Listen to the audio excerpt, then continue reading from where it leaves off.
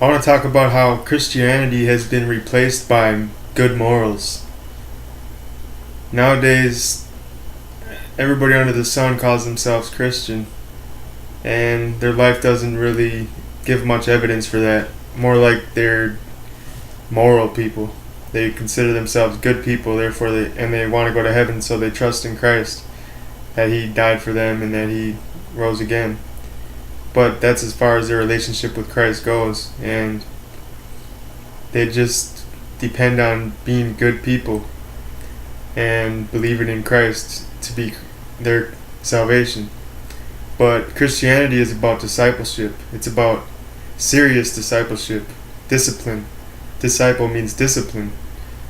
Someone who really digs into the lifestyle of Christ, and they read through the Gospels and see how Christ lived, and they try to let Him live through them in that same way. When Christ spoke to the disciples, they see Him speaking to themselves. When He says, quit your job, quit fishing, you're supposed to quit your job, quit fishing.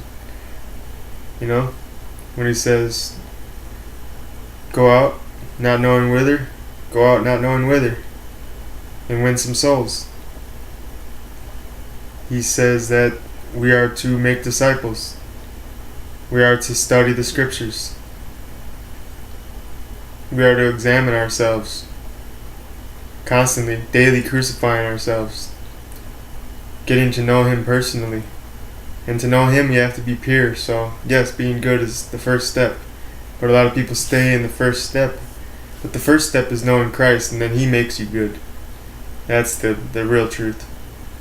But obviously, quitting gross sins or obvious sins is extremely important, as evidence that you're seeking after the holy God. And that's all I wanted to say today. It's kind of sad that being a good person has replaced serving Christ. Christ is King. He's the King of heaven. Is He the King of you? Is He really your King, or is good works your King? Being a good person, your King. Satan counterfeits Christianity with good works. This is really a burden. This is grieving my heart. And I need to work on myself every day too. There's been years since I met Christ where I've been grieving God, and other people may be grieving them because I wasn't serving God properly. And they were investing in my life, and they wanted to see me being a disciple of Christ, but I was too busy sidetracked on some other mission in life. I had different priorities, and so do you maybe. But our priority ought to be to obey Christ. And the Scriptures are to give us a format or a outline of the life of Christ and the life of Christ's disciples. He taught the disciples about the kingdom 40 days after He rose from the dead.